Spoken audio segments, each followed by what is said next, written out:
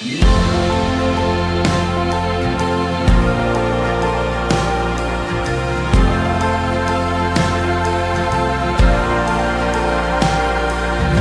peace like a river attendeth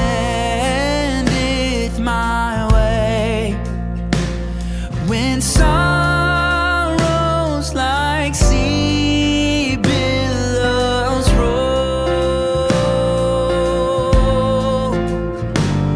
whatever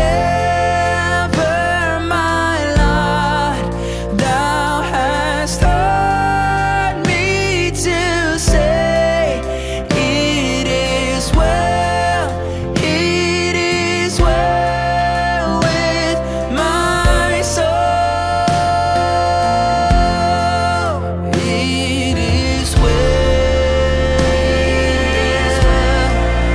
with my soul.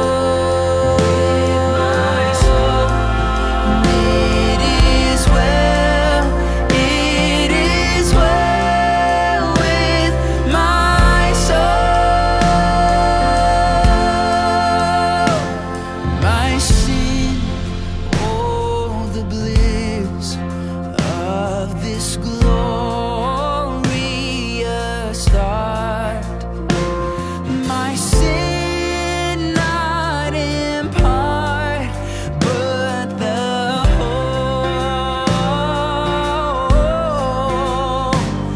is nailed to the cross, and I bear it no more. Praise the Lord, praise the Lord, oh my soul. It is well with my soul. It is well with my soul. It is well with my soul.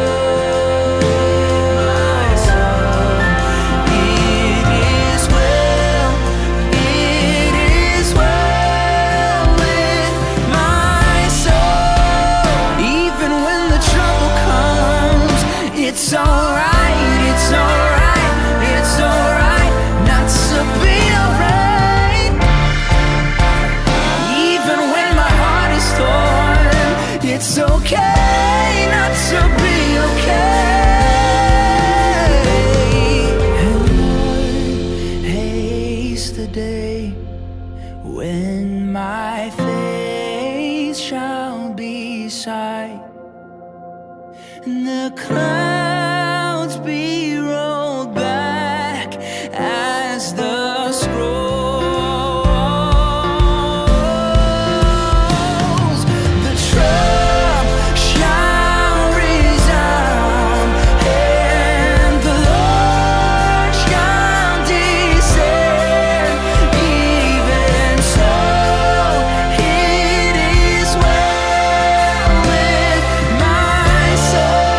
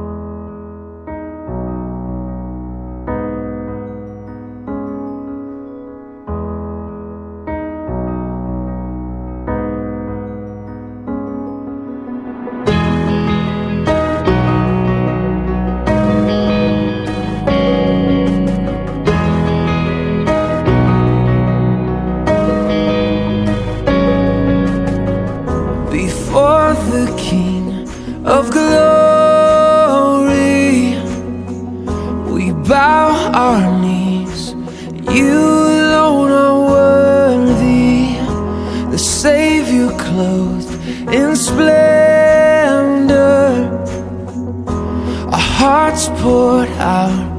There is none beside you. Oh, come, let us adore Him.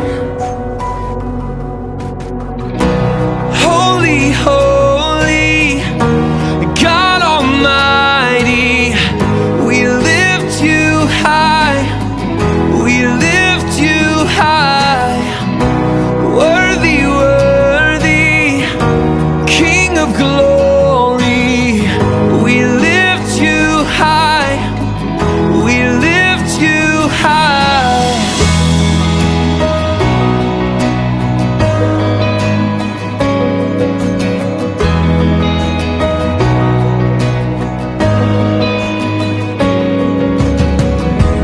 Peace within the battle, we lift our hands, our lives to you surrender. Jesus came to save us. We bring our gifts, forever we will serve you. Oh, come, let us adore Him. Oh, come, let us adore Him. Holy, holy,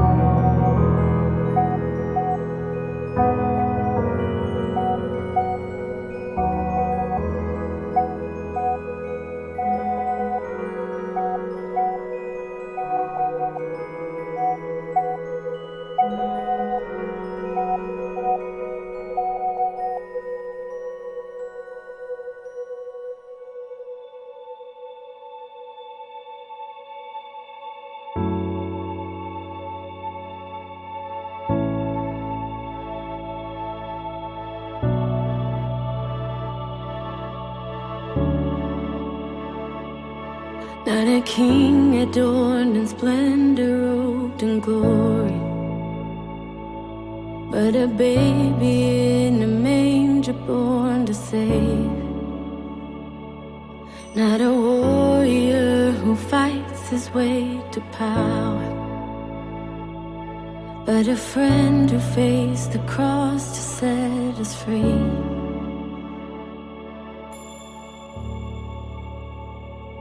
You are with us, you are with us in every moment. You are with us, you are Jesus, you are Jesus in every moment. You are with us.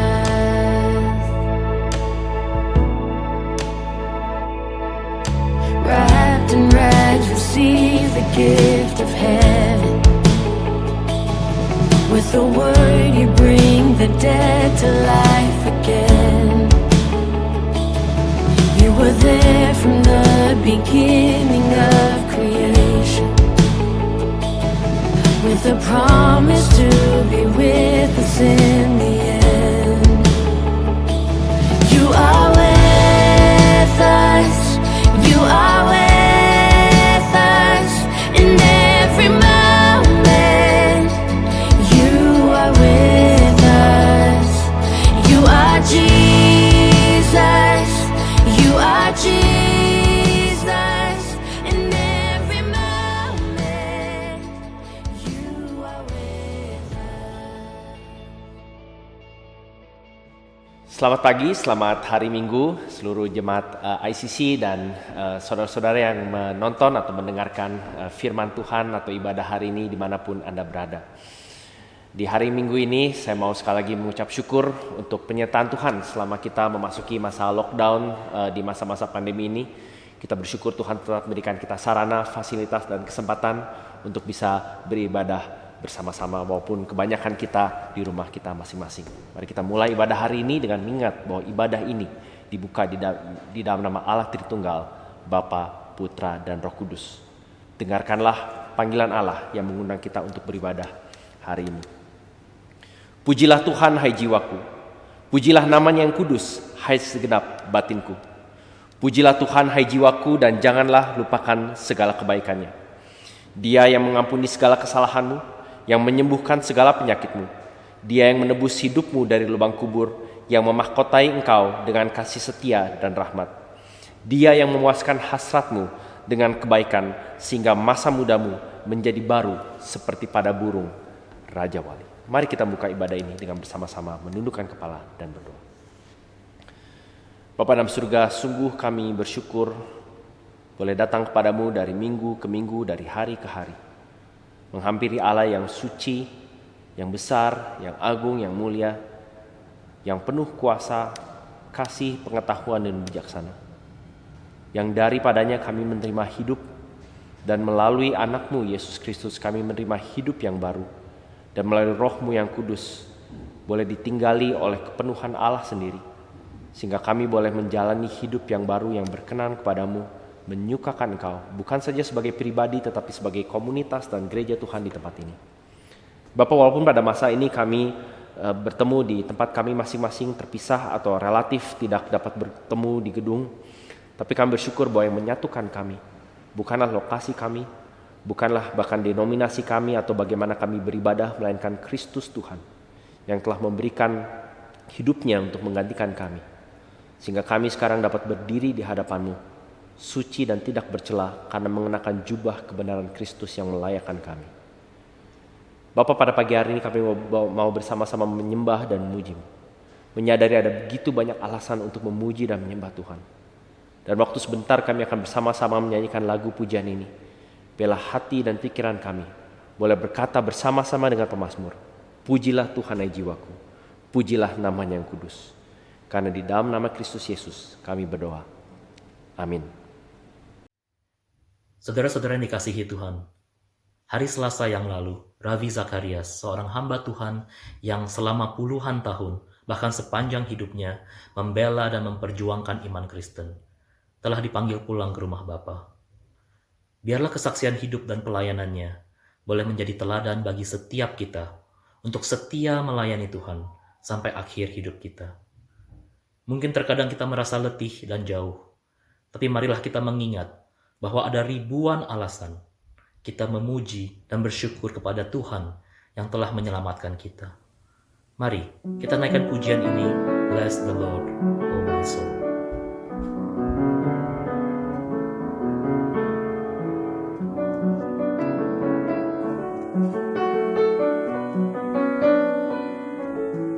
Bless the Lord, O my soul, O my soul.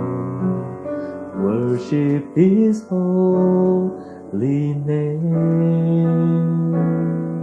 Sing like never before, O my soul. I'll worship Your holy name.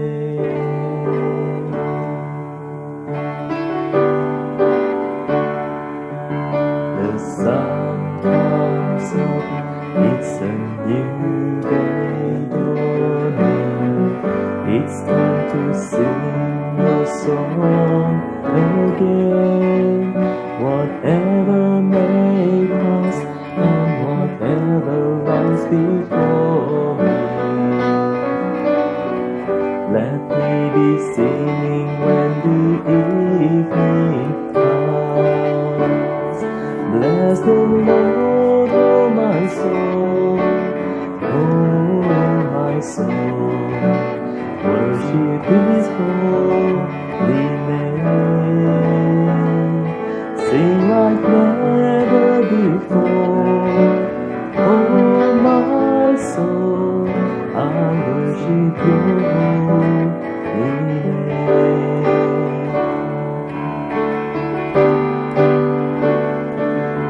You're rich in love and You're slow to anger. Your name is great and Your heart is kind. For all Your goodness I will keep on singing. 10,000 reasons for my heart to find. Bless the Lord, oh my soul, oh my soul. Worship His holy name. Sing like never before, oh my soul. I worship Your holy name.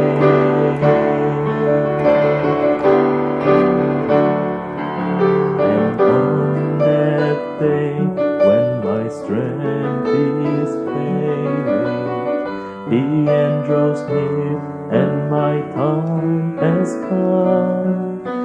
Still my soul will sing Your praise unending. 10,000 years and then forevermore. Bless the Lord, oh my soul, oh my soul. Worship His holy name. Sing like never before, oh my soul. I worship Your holy name. Lord, I worship Your holy name.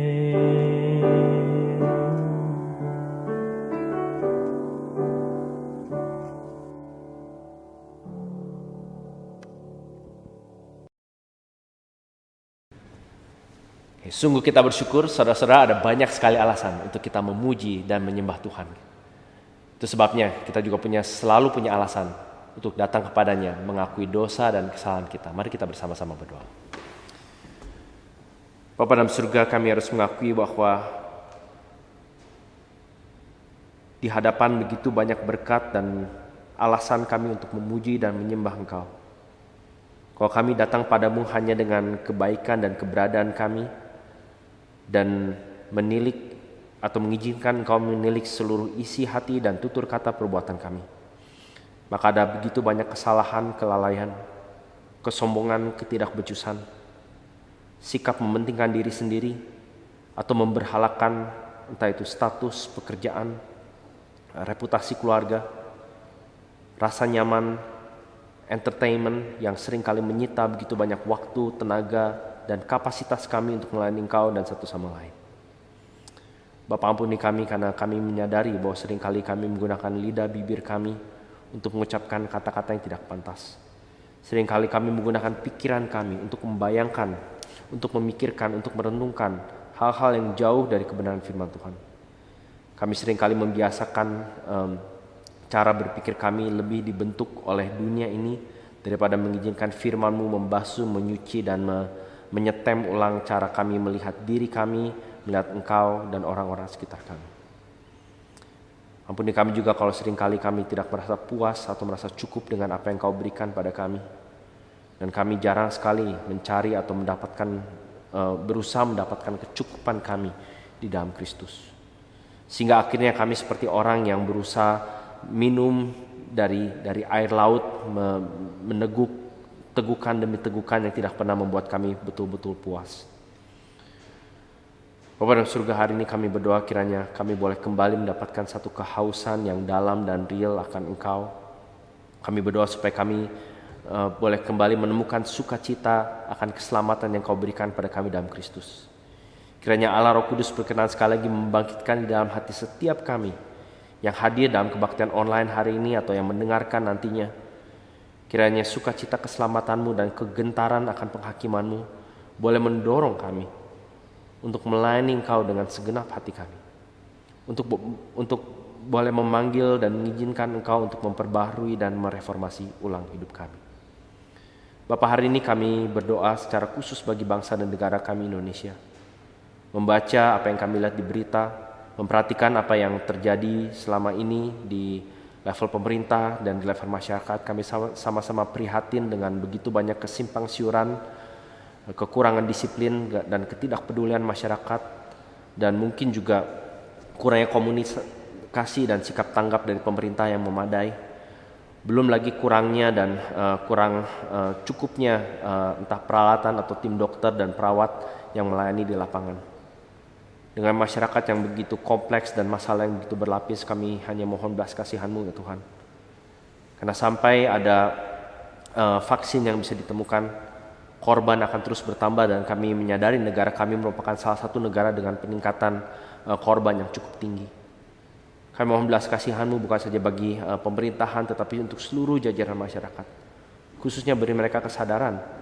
Karena kami menyadari kami bersama-sama menghadapi musuh yang tidak bisa kami lihat, yang tidak bisa kami atur atau kendalikan. Kecuali kami bersama-sama berniat atau mempunyai intensi dan dedikasi untuk memastikan kebaikan bagi seluruh masyarakat dan teredamnya atau melandainya kurva dari penyebaran virus di tanah air. Kami mohon belas kasihan dan pertolongan-Mu. Di mana Tuhan Yesus kami berdoa. Amin.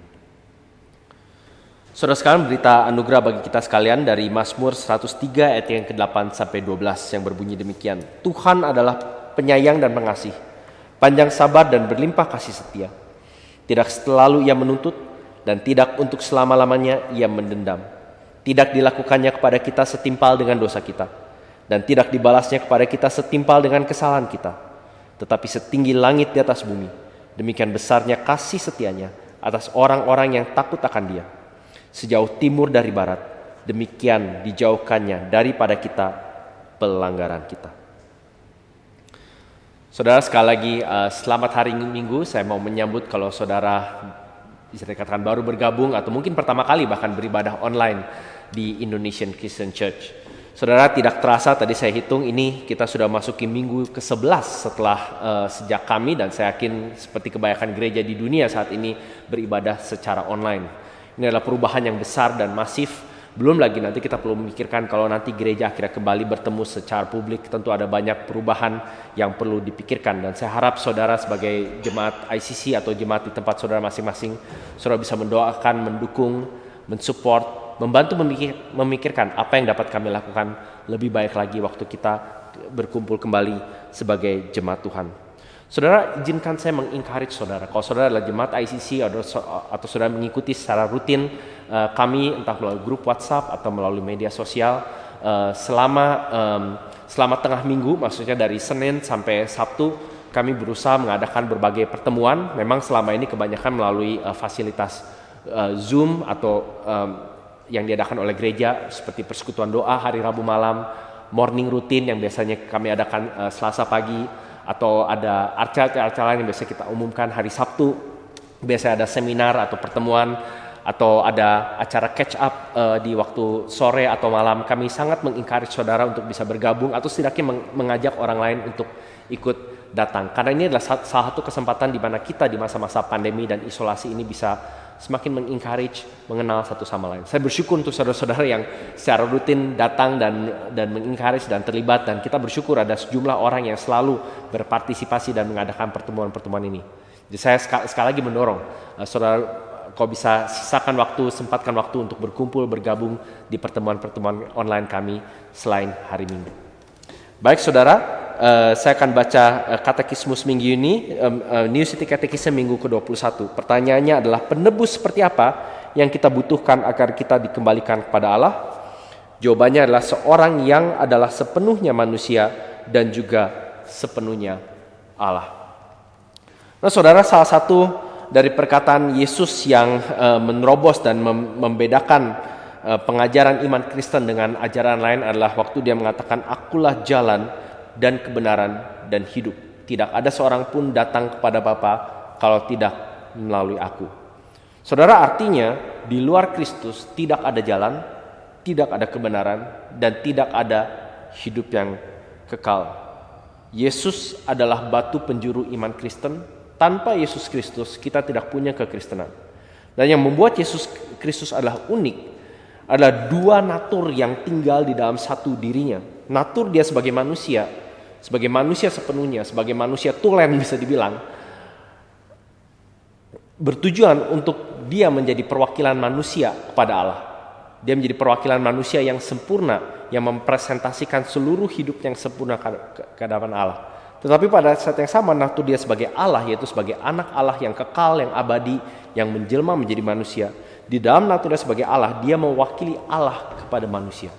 Sehingga dua pihak yang tadinya, seperti kata Paulus, bertikai, yang bermusuhan satu sama lain ini, bisa berdamai dan bertemu di tengah-tengah di dalam Yesus. Saudara, kita bersyukur bahwa keselamatan di dalam konsep iman Kristen bukan sekedar bicara soal agama, bukan bicara soal apa yang kita perlu lakukan, tetapi bicara tentang Allah yang berinisiatif datang di dalam pribadi Yesus Kristus untuk mengembalikan kita kembali kepada Allah.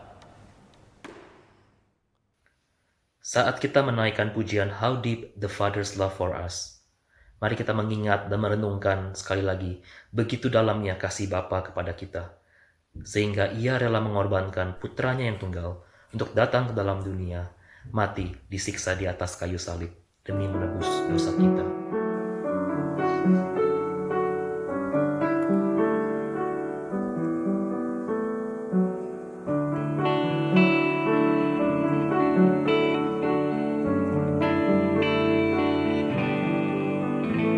How deep the Father's love for us, how vast beyond all measure, that He should give His only Son to make unmatch His treasure.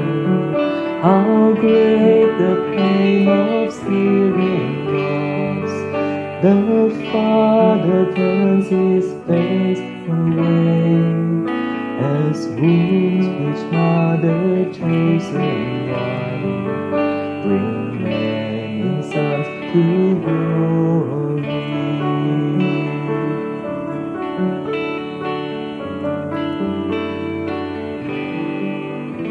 Behold the man upon the cross, my sin upon His shoulders. Ashamed, I hear my mocking voice call out among the scars.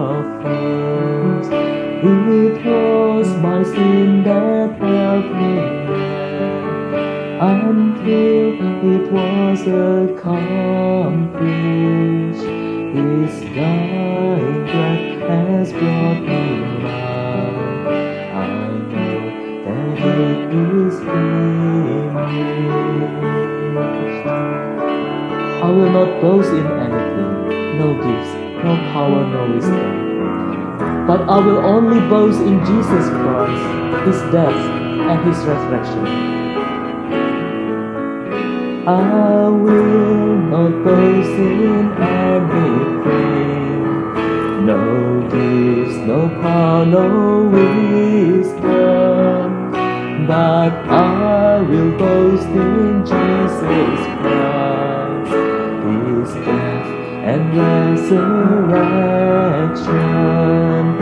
Why should I gain from His reward?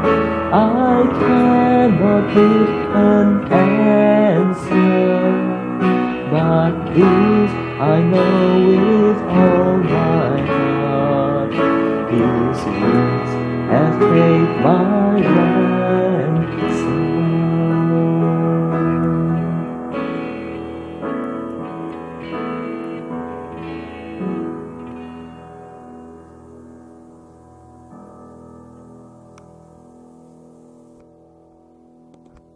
Mari kita berdoa. Bapa, sungguh dalam kasih-Mu, sungguh dalam dan tidak terhingga dan tidak terbayangkan, sehingga Engkau memilih dan mengadopsi kami, anak-anak gelap, anak-anak si jahat, anak-anak yang patut dimurkai. Tapi Engkau manggil kami menjadi anak-anak terang, menjadi anak-anak Allah, dan anak-anak yang menerima anugerah dan kasih karunia di dalam Kristus. Sungguh Bapa, kalau kami memikirkan dan merenungkan kebenaran ini saja pun kami seharusnya dapat berkata cukup Tuhan, karena kebaikan-Mu pada kami jauh daripada apa yang kami pantas dan layak terima sepanjang umur kami. Tidak ada kebaikan yang lebih besar yang dapat Engkau berikan selain mengangkat kami menjadi milik-Mu, bukan saja untuk di dunia ini tetapi untuk seterusnya.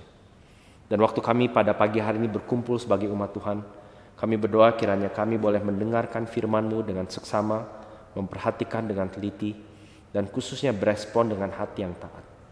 Kami berdoa ya Bapa, kiranya Engkau berkenan untuk hadir di setiap ruangan yang di setiap keluarga, di setiap ruangan di tempat kami mendengarkan firman kehidupan ini, supaya kami boleh dihidupkan kembali oleh Roh-Mu yang kudus, dan boleh diarahkan kembali kepada anak-Mu Tuhan kami Yesus Kristus, yang di dalam namanya kami berdoa.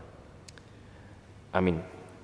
Saudara sekalian, bacaan Alkitab hari ini diambil dari 1 Timotius pasal 5 ayat yang pertama sampai ayat yang ke-16. Saya akan bacakan ayat-ayat ini bagi kita sekalian. Janganlah engkau keras terhadap orang yang tua, melainkan tegurlah dia sebagai bapa. Tegurlah orang-orang muda sebagai saudaramu, perempuan-perempuan tua sebagai ibu, dan perempuan-perempuan muda sebagai adikmu dengan penuh kemurnian. Hormatilah janda-janda yang benar-benar janda, tetapi jikalau seorang janda mempunyai anak atau cucu, hendaklah mereka itu bersama-sama pertama-tama belajar berbakti kepada kaum keluarganya sendiri dan membalas budi orang tua dan nenek mereka, karena itulah yang berkenan kepada Allah. Sedangkan seorang janda yang benar-benar janda yang ditinggalkan seorang diri, menaruh harapannya kepada Allah dan bertekun dalam permohonan dan doa siang malam. Tetapi seorang janda yang hidup mewah dan berlebih-lebihan, ia sudah mati selagi hidup. Peringatkanlah hal-hal ini juga kepada janda-janda itu agar mereka hidup dengan tidak bercela. Tetapi jika ada seorang yang tidak memeliharakan sanak saudaranya, apalagi seisi rumahnya, orang itu murtad dan lebih buruk dari orang yang tidak beriman. Yang didaftarkan sebagai janda hanyalah mereka yang tidak kurang dari 60 tahun, yang hanya satu kali bersuami, dan yang terbukti telah melakukan pekerjaan yang baik, seperti mengasuh anak, memberi tumpangan, membasuh kaki saudara-saudara seiman, menolong orang yang hidup dalam kesesakan. Pendeknya, mereka yang telah menggunakan segala kesempatan untuk berbuat baik. Tolaklah pendaftaran janda-janda yang lebih muda, karena apabila mereka sekali digairahkan oleh keberahian yang menceraikan mereka dari Kristus, mereka itu ingin kawin. Dan dengan memungkiri kesetiaan mereka yang semula padanya, mereka mendatangkan hukuman atas dirinya. Lagi pula dengan keluar masuk rumah orang, mereka membiasakan diri bermalas-malas, dan bukan hanya bermalas-malas saja, tetapi juga meleter dan mencampuri soal orang lain dan mengatakan hal-hal yang tidak pantas. Karena itu aku mau supaya janda-janda yang muda kawin lagi, beroleh anak, memimpin rumah tangganya, dan jangan memberi alasan kepada lawan untuk memburuk-burukan nama kita. Karena beberapa janda telah tersesat mengikuti iblis. Jika seorang anak laki-laki atau perempuan yang percaya mempunyai anggota keluarga yang janda, hendaklah ia membantu mereka sehingga mereka jangan menjadi beban bagi jemaat.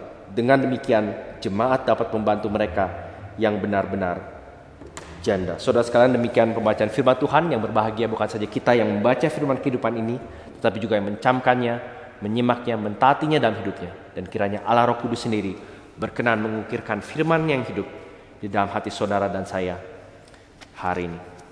Saudara adalah seorang pakar relasi suami istri yang katanya bisa memprediksikan seberapa besar potensi kesuksesan sebuah pernikahan.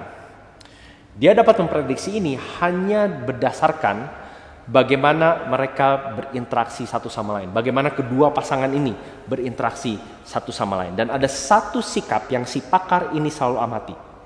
Dan begitu sikap itu muncul di salah satu atau di kedua pasangan, pakar ini langsung tahu bahwa keluarga ini berada di ambang kehancuran. Apa nama sikap itu? Sikap yang dimaksud adalah rasa hina terhadap pasangan. Atau di dalam bahasa Inggrisnya, contempt. Rasa hina di mana tidak lagi ada rasa hormat terhadap satu sama lain. Rasa hina di mana yang satu merasa dilecehkan atau dipermalukan. Saudara, kalau itu berlaku pada keluarga pada umumnya, bagaimana dengan keluarga Allah? Kita sudah melihat di pasal 4 ayat 15 bukan? Bahwa Paulus di dalam suratnya menyebut gereja sebagai keluarga Allah. Dan salah satu tujuan utama mengapa surat ini dia tulis kepada Timotius adalah untuk mengatakan, untuk mengajarkan bagaimana orang-orang yang mengaku dirinya sebagai pengikut Kristus, sebagai anggota keluarga Allah, seharusnya hidup satu sama lain. Nah, sejauh ini kita sudah melihat bahwa keluarga Allah ini atau gereja dipanggil untuk berbagian di dalam misi globalnya Allah, yang intinya adalah untuk mengajak orang menjadi anggota-anggota keluarga Allah yang diisi dengan pengajaran firman dan doa. Dan orang-orang seperti apa yang mengisi keluarga ini? Kita sudah melihat bahwa mereka adalah orang-orang yang punya karakter dan dibekali dengan kemampuan untuk memajukan pekerjaan Injil Kristus. Teladan yang dituntut di dalam keluarga seperti ini kita sudah melihat adalah orang-orang yang diberi jabatan sebagai para penatua, sebagai diaken, orang-orang yang melayani dengan karakter Kristus melalui hidup pribadi mereka, melalui keluarga mereka, melalui pekerjaan mereka, melalui pelayanan mereka. Dan bagaimana mereka bisa mendapatkan karakter Kristus? Kita sudah melihat juga bahwa mereka bisa mendapatkan karakter seperti Kristus dengan menjalankan hidup yang berorientasi pada pribadi Kristus. Itu yang dikatakan di pasal 4 ayat 16, agunglah rahasia ibadah kita, yaitu Yesus Kristus sendiri. Dan sekarang kita akan bersama-sama melihat bagaimana keluarga Kristus ini seharusnya berelasi satu sama lain. Judul khotbahnya itu sebabnya saya berikan judul khotbah hari ini, How the Gospel Shapes Our Relationships. Bagaimana Injil itu membentuk relasi kita di dalam gereja. Saudara, kalau seri khotbah kita di 1 Timotius ini diberi judul Entrusted with the Gospel, dipercayakan dengan Injil, kita harus tahu apa bedanya cara kita hidup sebagai keluarga Allah dengan mereka yang tidak dipercayakan oleh Injil ini. Bagaimana kita seharusnya berelasi di dalam gereja. Nah, saudara, poin ini penting.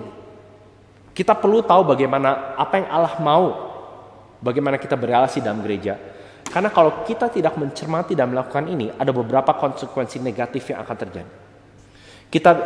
Misalnya kita bisa membiarkan kepahitan dan rasa hina atau contempt tadi bertumbuh terhadap satu sama lain. Kita bisa membiarkan kepahitan atau rasa hina ini bertumbuh di antara jemaat dengan pemimpin dengan jemaat. Tidak ada rasa hormat terhadap mereka yang lebih tua, yang nanti sebentar kita akan lihat. Dan ada pelecehan atau penyalahgunaan posisi para pemimpin terhadap mereka yang lebih muda atau berada dalam posisi yang lebih rendah. Kalau kita tidak memperhatikan bagaimana kita berelasi satu sama lain, kita juga akhirnya akan kebal atau tidak peka terhadap berbagai jenis kebutuhan dan situasi masing-masing jemaat yang berbeda-beda. Sehingga akhirnya kita cenderung melayani mereka hanya di sebatas permukaan. Ini yang nanti kita akan lihat dalam studi kasus para janda dan mereka yang disebut benar-benar janda. Atau bahkan kita akhirnya kalau kita mengabaikan bagaimana berelasi dalam jemaat, kita akhirnya tidak mempedulikan sama sekali mereka yang punya kebutuhan. Yang lain lagi, kalau kita tidak mencermati bagaimana kita berelasi, akhirnya kita mengabaikan pentingnya peran keluarga alamiah yang Tuhan sendiri sudah berikan untuk menjadi sarana pendukung utama bagi mereka yang mengalami kekurangan atau kebutuhan. Yang lain lagi saudara, kalau kita tidak memperhatikan bagaimana kita berelasi satu sama lain di gereja, atau kalau Injil tidak membentuk relasi kita satu sama lain, kita akhirnya bisa melupakan apa itu misi gereja, yaitu mengajarkan firman dan berdoa. Dan begitu kita melupakan misi utama gereja, akhirnya gereja bisa berfokus atau mementingkan atau membesarkan hal-hal yang lebih sifat mendukung atau sampingannya dari misi utama, seperti bakti sosial, kegiatan, perkumpulan, pentas seni, dan lain seterusnya. Nah, semua hal itu penting dan ada tempatnya. Tapi kalau kita melupakan relasi kita satu sama lain yang seharusnya dibentuk oleh Injil, kita cenderung melupakan peran utama gereja dalam mengajarkan firman dan doa. Yang lain lagi nanti kita akan lihat saudara, kalau kita tidak menjadikan Injil membentuk relasi kita dalam gereja, kita akhirnya menjadi kesaksian yang buruk bagi mereka yang belum percaya. Bagi mereka yang Paulus di sini sebut sebagai lawan kita, bagi mereka yang memusuhi gereja. Sehingga akhirnya itu mencoreng kesempatan gereja untuk mengabarkan Injil kepada mereka dan melayani mereka. Saudara, ada yang mengatakan bahwa waktu Tuhan melihat kita, Tuhan itu melihat kita dari hati kepada tindakan kita. Tetapi waktu orang melihat atau dunia melihat kita atau melihat gereja, urutannya terbalik. Mereka melihat kita dari tindakan kita, baru dari situ mereka melihat hati kita. Nah, saudara, sebagai salah satu pemimpin dari gereja ini, saya harus jujur dan tidak memungkiri bahwa beberapa hal yang negatif ini mungkin sudah atau bahkan pernah terjadi di tengah kita. Itu adalah realitas dengan hidup dan tinggal dan berkomunitas di gereja manapun. Nah, tentu saja intensitas dan derajatnya dan keseriusannya beda dari gereja ke gereja.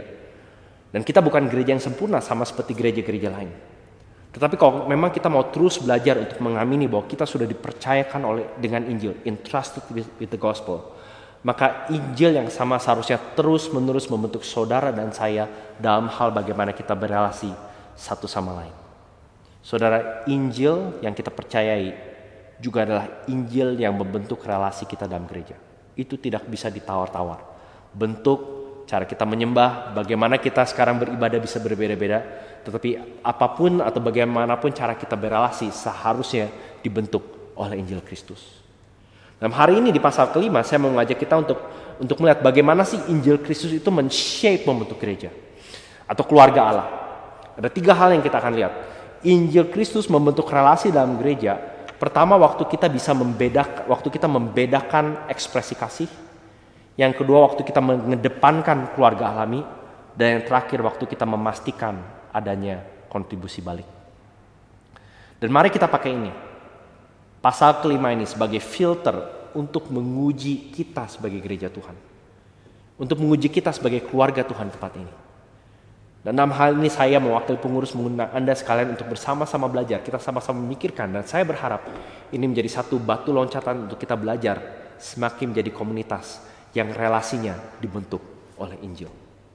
Nah, saudara, saya nggak tahu dengan saudara, tapi waktu saya membaca ayat ini pertama kali dan beberapa kali sepintas, ada cukup banyak bagian dari ayat-ayat ini yang terasa asing, bukan? Karena kita hidup di zaman di mana ada jaminan sosial, ada jaminan kesehatan dari pemerintah, ada panti jompo, ada bantuan sosial yang tersedia dari lembaga-lembaga masyarakat atau gereja bahkan, ada asuransi hidup dan asuransi kesehatan, dan begitu banyak fasilitas lainnya. Nah, saudara perlu ingat bahwa surat ini ditulis di mana hal-hal yang tadi saya sebutkan, yang kita sekarang sudah mungkin tahu sejak puluhan tahun yang lalu, hal-hal itu tidak ada di zaman Paulus.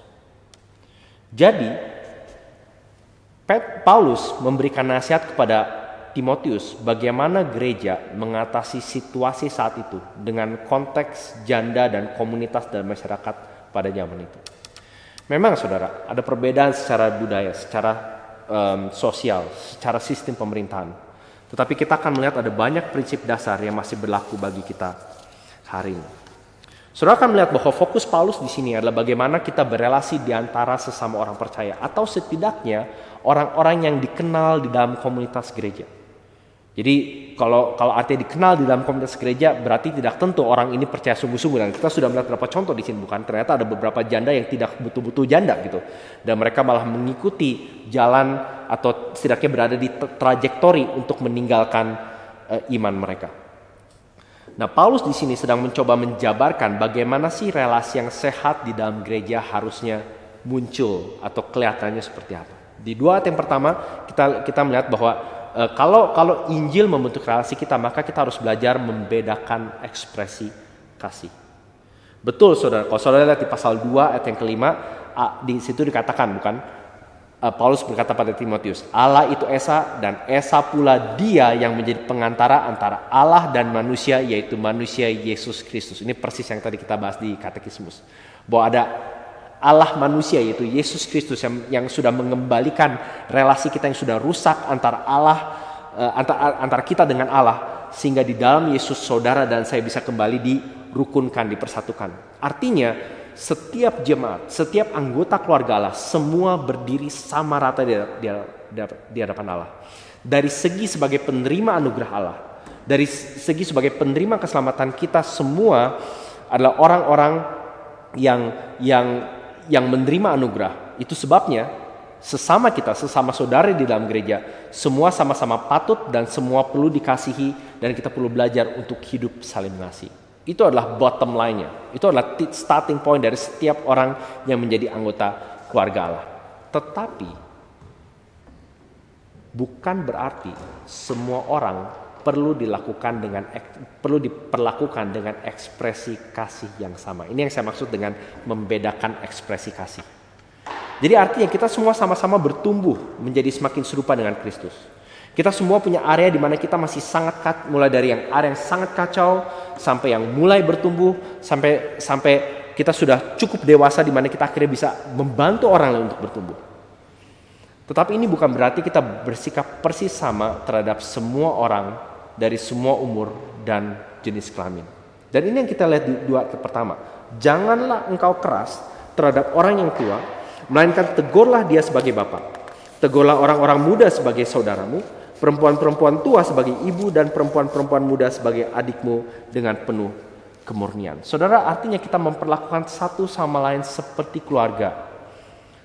Dan kalau ada di antara mereka yang menyimpang atau berbuat salah atau perlu ditegur, kita memperlakukan mereka, kita menunjukkan ekspresi kasih yang berbeda berdasarkan umur dan posisi mereka dan status mereka di dalam keluarga Tuhan. Contohnya di sini, kepada yang lebih tua atau bisa dikatakan yang lebih dewasa dalam iman, saudara, kita belajar untuk tidak mengatakan kata-kata yang kasar.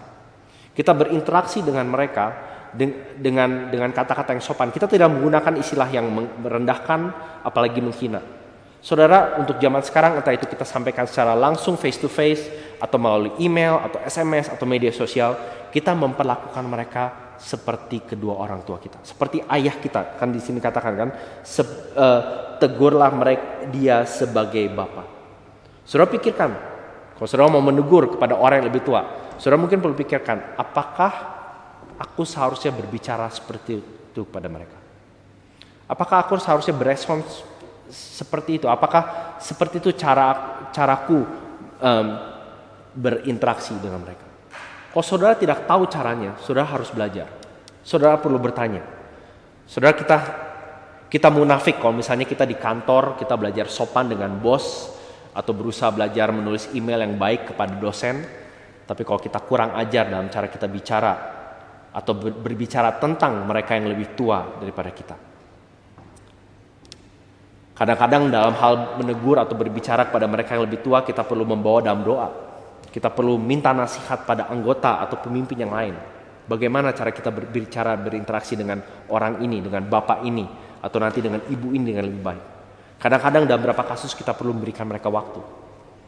Tapi intinya kita perlu belajar untuk berbicara kepada mereka dengan sopan, dengan hormat, atau juga mungkin saudara bisa minta bantuan orang lain untuk bantu saudara berbicara kepada mereka. Dengan yang lebih muda, dikatakan di situ, kepada yang lebih muda berbicara kepada mereka seolah-olah mereka adalah adik laki-laki dan adik perempuan kita. Saudara, kalau dia adalah adik kita sendiri, apakah kita akan berbicara dan bertindak seperti itu?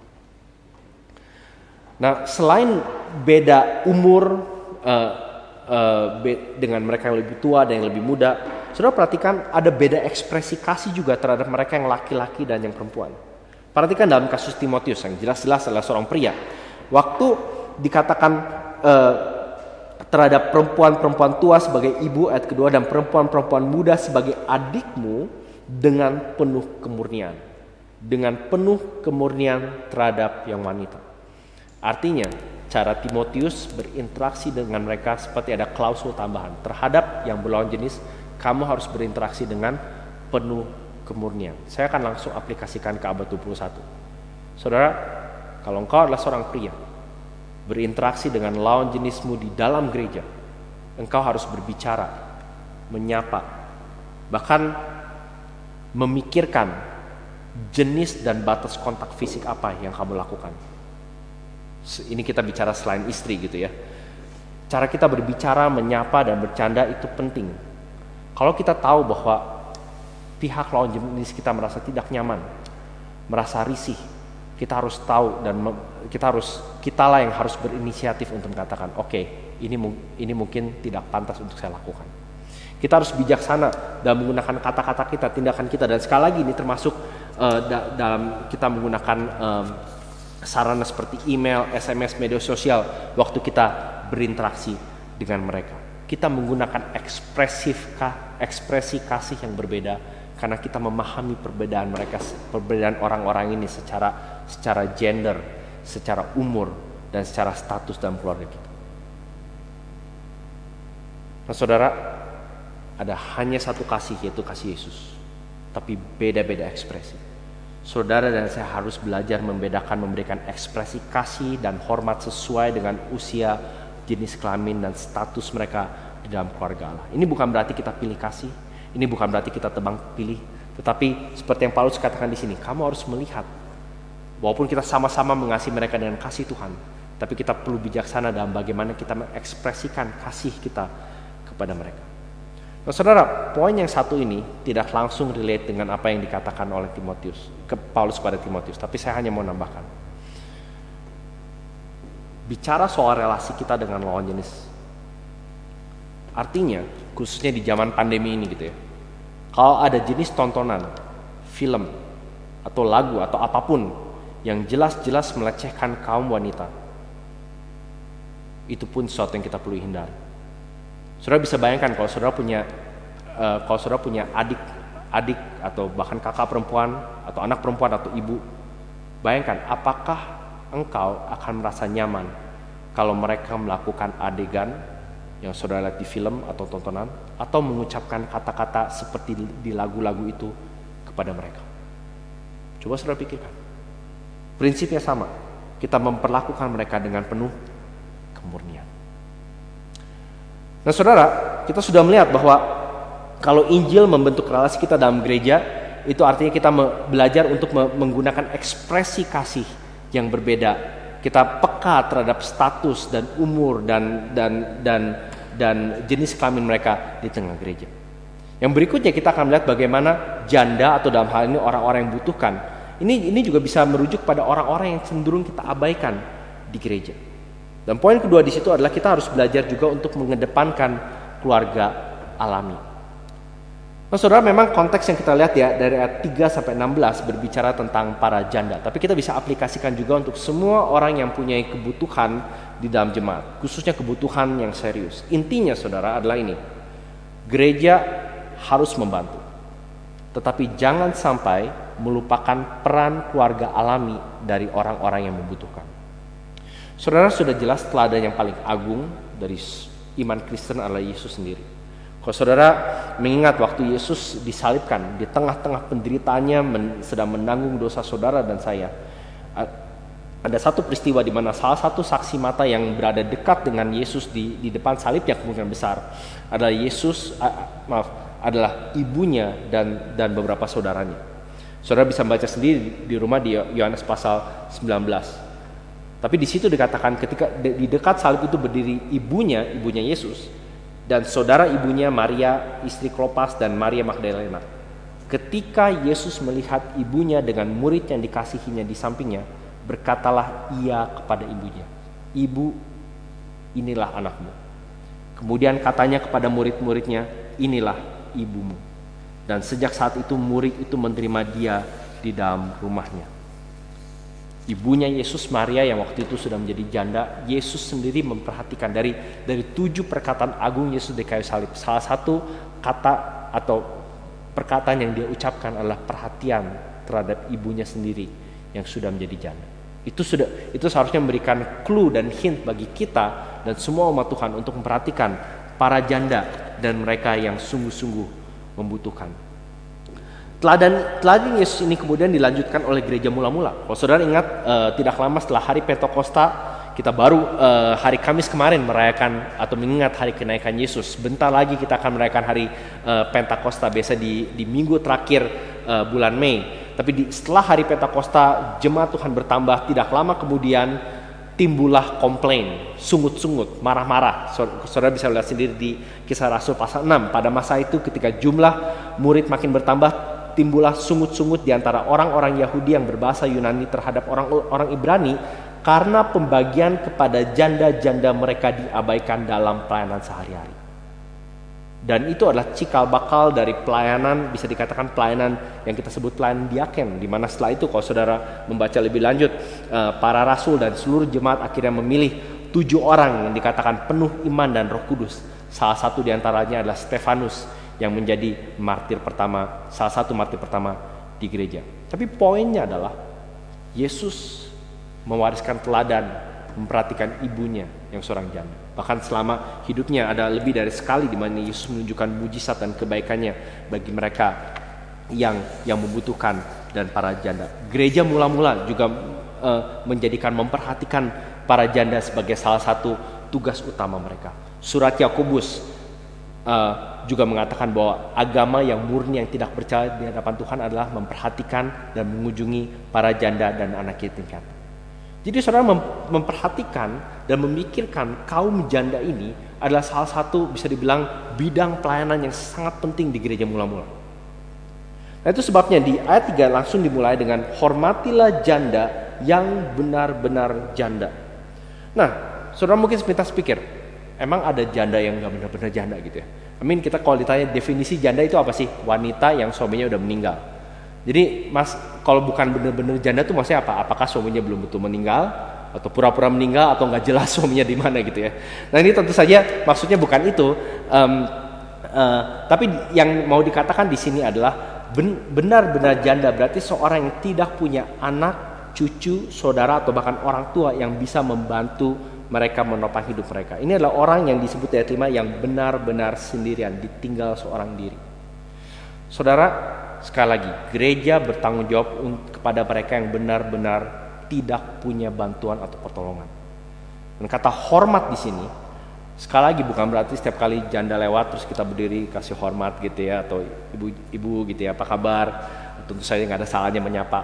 Tapi artinya hormat di sini adalah memperlakukan dengan baik, dengan cara memberikan bantuan materi yang mereka butuhkan. Artinya menempatkan mereka di dalam posisi yang patut dihormati sedemikian rupa, karena mereka adalah orang-orang yang betul-betul membutuhkan bantuan.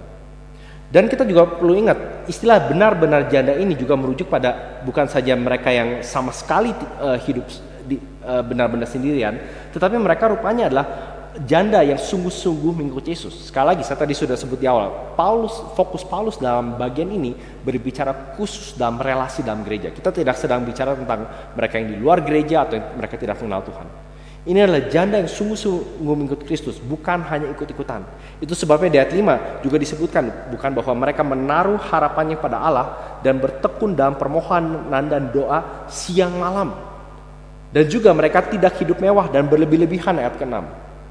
Nah di zaman itu dan di beberapa negara di dunia ini juga masih berlaku. Kalau seorang wanita dipinang oleh suaminya biasanya ada mas kawin. Dan mas kawin ini biasanya dijadikan semacam tabungan yang dipakai kalau suaminya meninggal. Jadi wanita ini kalau menjadi janda dia masih bisa hidup dari mas kawinnya. Jadi waktu dikatakan mereka tidak hidup mewah dan berlebih-lebihan, ini betul-betul orang yang sangat-sangat destitute, udah nggak punya apa-apa. Entah bagaimana mas kawinnya udah nggak ada, mungkin sudah dipakai untuk buka usaha misalnya, untuk bayar hutang, saya nggak tahu gitu ya. Jadi betul-betul tidak ada lagi jaminan sosial sama sekali dari keluarganya. Janda seperti inilah yang Paulus sebut sebagai benar-benar janda. Bahkan kalau sudah perhatikan bagian ini yang saya split jadi 2 poin gitu ya, dibuka dan ditutup dengan kata yang sama. Hormatilah janda yang benar-benar janda. Lalu ayat ke-16, dengan demikian jemaat dapat membantu mereka yang benar-benar janda. Oke. Inilah orang-orang yang kebutuhannya real, dan kita selalu tahu di gereja manapun selalu ada orang yang betul-betul butuh. Bukan saja para janda, tapi mereka mungkin yang kehilangan pekerjaan, mereka yang sama sekali tidak mempunyai dukungan finansial, mereka yang mungkin juga mengalami berbagai macam bentuk krisis lainnya. Jadi di dalam gereja selalu ada orang-orang yang betul-betul membutuhkan. Dan di dalam konteks abad pertama, pihak yang paling vulnerable, yang paling rentan, yang paling berada dalam bahaya adalah para janda ini. Saudara, tapi bagi mereka yang masih punya keluarga untuk menopang mereka, Timotius diperintahkan untuk mengedepankan keluarga alami ini. Mereka penting untuk dikedepankan. Ayat keempat. Tetapi jikalau seorang janda mempunyai anak atau cucu, hendaknya mereka itu, maksudnya anak atau cucu ini, pertama-tama belajar berbakti pada kaum keluarganya sendiri dan membalas budi orang tua dan nenek mereka, karena itulah yang berkenan kepada Allah. Sudah perhatikan, bahkan di dalam konteks keluarga rohani Allah, Paulus memerintahkan Timotius, kalau di antara janda ini masih ada anaknya atau cucunya atau anggota keluarga yang bisa menopang dia, grup inilah yang harusnya pertama kali engkau suruh untuk menopang dan menolong kebutuhan janda ini. Ini yang dimaksud dengan mengedepankan keluarga alami. Dan Paulus kelihatan berusaha menggarisbawahi pentingnya poin ini, karena nanti di ayat ke-8 dia mengatakan, tetapi jika ada seorang yang tidak memeliharakan sanak saudaranya, apalagi seisi rumahnya, orang itu murtad dan lebih buruk daripada orang yang tidak beriman. Saudara, di zamannya Paulus, saudara tahu bahwa seorang pejabat di Athena tidak boleh berbicara di depan umum atau tidak boleh menjalankan tugasnya sebagai pejabat kalau ia ketahuan tidak merawat keluarganya sendiri, tidak merawat orang tuanya yang sudah tua. Dia bisa dibilang tidak akan lolos fit and proper test. Dia tidak boleh jadi pejabat. Oke, bahkan secara kultur di Roma, mereka menganggap orang yang tidak mempedulikan orang tuanya itu adalah orang yang sangat-sangat memalukan. Dan poin Paulus di sini jelas. Kalau kita sebagai orang yang mengaku diselamatkan oleh Yesus adalah bagian dari keluarga Allah, warga negara surgawi, tidak bertindak lebih baik daripada mereka yang berada di luar Kristus. Itu yang dimaksud di sini. Mereka itu murtad dan lebih buruk daripada orang yang tidak beriman. Sekali lagi, bagaimana kita berelasi, bagaimana kita memperhatikan, menunjukkan ekspresi kasih dan mengedepankan keluarga alamiah kita sendiri, itu menjadi semacam kesaksian, sebagai semacam jendela bagi dunia luar, entah Roma di abad pertama atau kota Melbourne atau Jakarta di abad ke-21, untuk melihat ini benar nggak sih yang percaya, ini benar nggak sih yang kamu percaya, ini ada buktinya atau nggak sih, I want to see it work. Dan salah satu cara yang paling jelas, yang paling kelihatan adalah dari bagaimana kita memperlakukan keluarga alami kita sendiri. Saudara, sebagai orang Kristen, keluarga alamimu dan keluarga alamiku, keluarga terdekat kita adalah salah satu prioritas tertinggi kita. Saudara dan saya punya tanggung jawab untuk memperhatikan dan mempedulikan orang tua, atau kita juga bisa masukkan mertua atau kakek atau nenek kita yang menjadi janda atau mereka yang betul-betul punya kebutuhan. Dan salah satu dampak dari Injil adalah sebetulnya memanusiakan kembali relasi alam yang kita miliki. Saudara perhatikan, bahkan di surat-surat perjanjian baru banyak sekali perintah dan nasihat, entah dari Petrus, Paulus, termasuk Yesus sendiri, yang berbicara tentang relasi suami, istri, anak, keluarga, dan lain seterusnya. Saudara, artinya salah satu cara gereja membantu para janda dan mereka yang betul-betul butuh adalah dengan mengkoneksikan mereka dengan keluarga alami mereka atau sistem penopang alami yang Tuhan sudah berikan. Jadi saudara, sama sekali tidak ada salahnya, dan kita bukan cuci tangan gitu ya, waktu ada orang datang dengan kebutuhan dan salah satu yang kita tanyakan adalah bagaimana dengan keluargamu? Gimana situasi mereka sekarang? Gimana keadaan mereka sekarang? Siapa yang bisa menolong kamu? Dan saya tahu ini kita bisa, kalau kita bicara soal detail, kita bisa perlu kadang-kadang berbicara case per case. Tapi ini adalah prinsip yang penting yang Paulus sampaikan di sini, bahwa salah satu cara kita menunjukkan bahwa Injil itu membentuk relasi kita dalam gereja adalah dengan mengedepankan support system yang Allah sudah berikan secara alami, yaitu keluarga kita sendiri. Nah, kalau kita kembali kepada janda-janda yang betul-betul membutuhkan sekarang, janda yang benar-benar janda, maka kita akan lihat di poin terakhir, mereka juga dipanggil untuk memberikan kontribusi balik. Nah, terus terang lagi saya mempelajari bagian ini mungkin bagian waktu saya telah dan baca, dan ini konsisten di hampir semua penafsir yang baik menyetujui poin ini. Amin, bukan berarti yang sebelumnya mereka nggak setuju, mereka setuju juga gitu. Tapi ini yang buat saya paling stand out gitu ya. Karena kalau dibaca secara sesama, maka pertama kita lihat di sini mulai ayat 9, rupanya ada yang disebut sebagai daftar janda ya. Yang didaftarkan sebagai janda hanyalah mereka, selalu ada persyaratannya di situ. Ya, intinya yang masuk daftar janda hanyalah mereka yang benar-benar janda. Oke. Tetapi selain itu, selain kualifikasinya gitu ya, perhatikan bukan aja kualifikasinya selain dari umur dan 1 kali bersuami dan seterusnya, mereka juga rupanya harus kedapatan telah terbukti melakukan pekerjaan baik. Contohnya Paulus jabarkan di situ, seperti mengasuh anak. Nah, ini mungkin saudara pikir mengasuh anak, apa maksudnya cucunya atau anaknya. Nah, di abad pertama hal lain yang cukup common adalah saudara, pada masa itu kalau ada orang misalnya nggak mau mungkin anaknya udah keburu lahir dan misalnya dia nggak mau anak perempuan atau dia nggak mau aja anaknya, biasanya yang terjadi adalah anaknya ditaruh aja di jalan, ditinggalin atau dibuang. Banyak sekali anak-anak yang dilantarkan begitu saja, dan salah satu komunitas yang paling rajin mengambil anak-anak ini adalah gereja.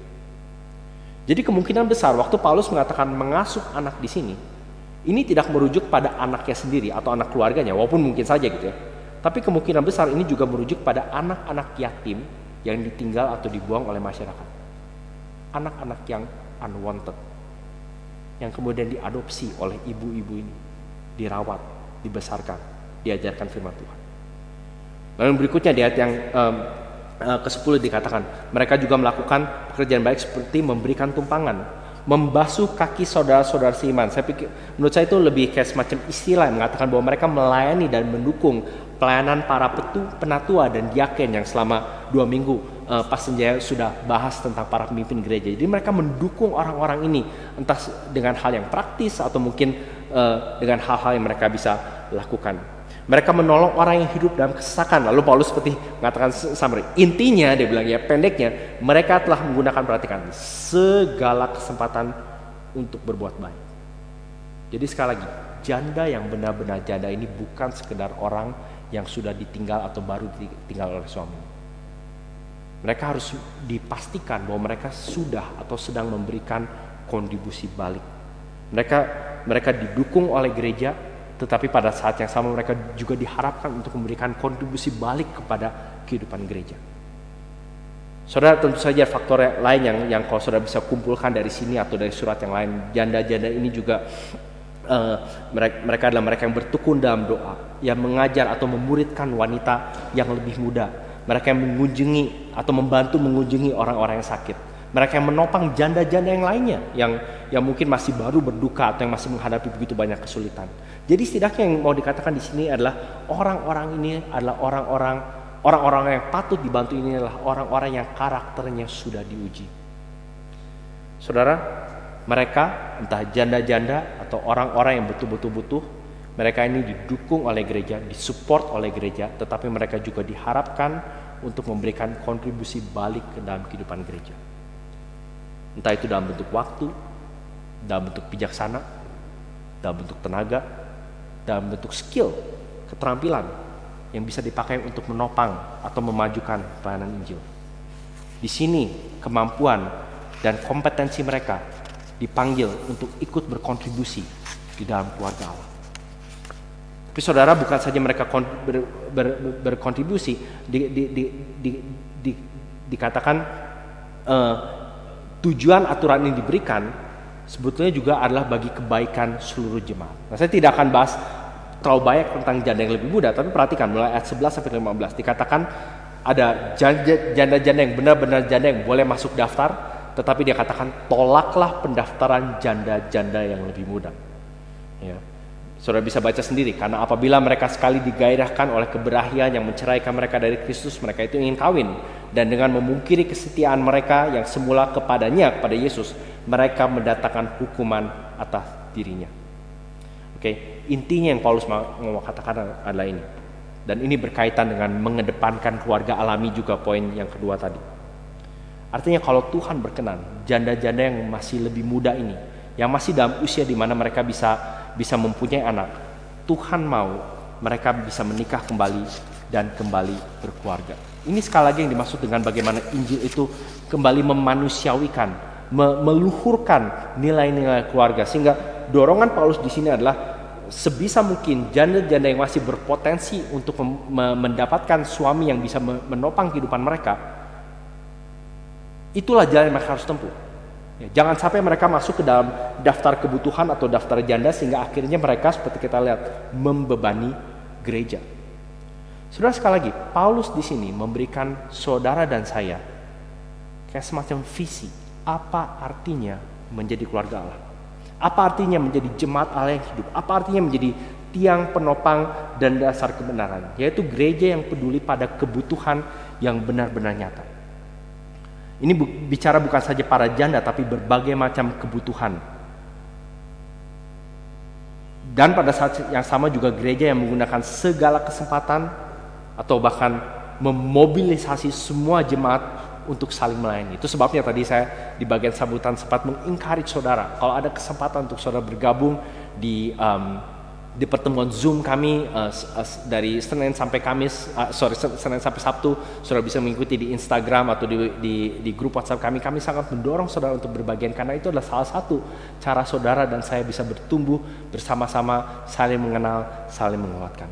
Nah, tentu saja meeting-meeting lainnya kami berusaha membagikan kalau ada pelatihan atau webinar yang menarik yang kami harap saudara bisa ikuti. Nah, saudara, sekali lagi, Injil Kristus seharusnya membentuk relasi saudara dan saya di dalam keluarga Allah. Dan itu ditunjukkan waktu kita membedakan ekspresi kasih kita, mengedepankan keluarga alami, dan memastikan adanya kontribusi balik dari mereka yang kita dukung. Saudara, saya sebetulnya sangat bersyukur selama masa-masa pandemi ini kita membahas 1 Timotius. Karena hampir semua pemimpin gereja yang berpengalaman dan riset menunjukkan bahwa bagi kebanyakan gereja, begitu kita nanti kembali berkumpul entah kapan gitu ya, yang kita sebut sebagai post COVID-19, ini adalah kesempatan kita menata ulang atau semacam menekan tombol reset di gereja. Dan saya mau mengundang saudara untuk berbagian. Maukah Anda berbagian dalam panggilan kami, para pengurus, para pelayan di tempat ini, untuk waktu kita bertemu bersama-sama memikirkan bagaimana kita bisa melakukan gereja dengan lebih baik lagi. Tentu saja banyak hal yang pengurus dan semua pemimpin perlu pikirkan untuk kita benahi. Apa yang kita perlu pikirkan? Tentu banyak hal. Tapi kalau saya boleh mengingatkan kembali apa yang kita sudah lihat selama ini. Saudara, di mana kita mau menjadi gereja di mana jemaat mengekspresikan kasih dan hormat terhadap satu sama lain. Melihat secara peka perbedaan usia, jenis kelamin, status dan situasi hidup mereka. Kita mau menjadi gereja di mana para pemimpinnya tidak menyalahgunakan peran dan posisi mereka dan justru menjadi teladan bagi jemaat. Kita menjadi gereja di mana kalau kita mau berkata pada orang lain, kalau kamu mau melihat Kristus seperti apa, lihatlah para pemimpin kami. Tantangan yang besar, bukan? Kita mau menjadi gereja di mana jemaat saling mempedulikan dan menunjukkan bantuan kepada mereka yang benar-benar membutuhkan. Artinya, kalau kita mau mengundang orang melihat Kristus seperti apa, kita mengatakan lihatlah bagaimana kami berelasi satu sama lain. Lihatlah bagaimana kami khususnya berelasi dan membantu mereka yang tersisihkan dan betul-betul membutuhkan. Dan kita mau menjadi gereja di mana jemaat saling melayani dan menunjukkan kesaksian baik bagi dunia luar. Sehingga waktu orang luar yang belum mengenal Kristus atau yang sedang dalam proses mengenal Kristus mau melihat Yesus itu seperti apa, kita bisa mengatakan lihatlah bagaimana kita saling melayani satu sama lain. Mari kita berdoa. Bapa dalam surga, hanya anugerah dan pertolongan-Mu lah yang dapat menjadikan kami gereja yang dibentuk oleh Injil-Mu. Secara natur kami adalah orang-orang yang egois, yang cuek, yang mengedepankan kenyamanan dan agenda kami sendiri. Tapi Engkau telah memanggil kami ke dalam anak-Mu untuk memulai hidup yang berorientasi pada orang lain, dan khususnya peduli dan peka pada mereka yang tersisihkan dan betul-betul butuh. Ampuni Bapa kalau selama ini kami menjadi anggota gereja atau kami bergereja atau bahkan terlibat dalam acara atau kegiatan gereja hanya kalau itu menguntungkan, kalau itu membuat kami nyaman, kalau itu kebutuhan kami sempat. Kami harus mengakui kami seringkali malas dan tidak mau berkorban, tidak mau memberikan ekstra waktu dan kesempatan untuk belajar dan melayani dan berdoa bersama-sama. Kami berdoa Bapak, kiranya bukan saja gereja ini tapi banyak gereja Tuhan, sambil kami mungkin mulai melalui masa-masa memasuki masa-masa post COVID-19 ini, kami sungguh-sungguh menjadi gereja yang relasi satu sama lain sebagai keluarga Allah betul-betul dibentuk oleh Injil Kristus. Amin. Oke jemaat sekalian, ada beberapa pengumuman yang saya harap saudara bisa perhatikan. Sekali lagi mengingatkan bahwa setelah ibadah ini jam 11.45 sampai 12.45 akan ada Gospel Talk yang kami adakan melalui Zoom. Saudara bisa melihat linknya di website atau di description YouTube hari ini. Saudara bisa bergabung langsung dan bisa berdialog langsung dengan saya hari ini, berbicara, bertukar pikiran, merefleksikan atau bahkan bertanya sehubungan dengan apa yang dikhotbahkan hari ini. Yang lain lagi adalah setiap Rabu jam 7 sampai 8 ada persekutuan doa juga diadakan secara online. Linknya harusnya ada di website atau di description di YouTube hari ini.